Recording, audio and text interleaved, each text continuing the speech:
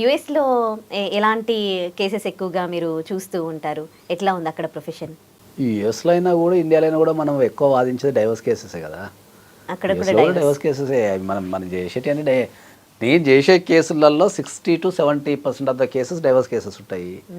ఇంకొక 20 to 30% వచ్చేసి మనకు క్రిమినల్ కేసెస్ ఉంటాయి. 10% మిగతా అన్ని కేసులు ఉంటాయి.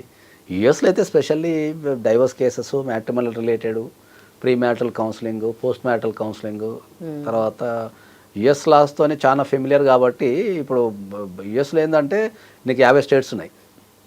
అక్కడ స్టేట్ వైజ్ రూల్ ఉంటుంది అక్కడ. అక్కడ ఇప్పుడు ఈ మ్యాట్రిమోనియల్ ఇష్యూ సంబంధించింది అక్కడ ఫెడరల్ లా కాదు. ఫెడరల్ లా అంటే మొత్తం దేశానికి సంబంధించింది. ఈ డైవోర్స్ ఇష్యూస్ కానీ ఈ మ్యాట్రిమోనియల్ ఇష్యూస్ కానీ అక్కడ స్టేట్ లా అంటాం. అంటే స్టేట్ వైజ్ ఉంటాయి. ఏ స్టేట్కి ఆ స్టేట్ ప్రత్యేకత ఉంటుంది. ఒక స్టేట్కి రూల్స్ డిఫరెంట్ ఉంటాయి. సో మ్యాక్సిమం సేమ్ ఉంటాయి. పైన ఒక 20 to 30% చైల్డ్ కస్టడీ విషయంలో కానీ, లేకపోతే ఈ ప్రాపర్టీ డిస్ట్రిబ్యూషన్లో కానీ, లేకపోతే నో ఫాల్ట్ డైవర్సా, అట్లా కొన్ని చిన్న చిన్న డిఫరెన్సెస్ ఉంటాయి. మొత్తం 80% ఆఫ్ దట్ లాస్ కంపల్సరీ సేమే ఉంటాయి.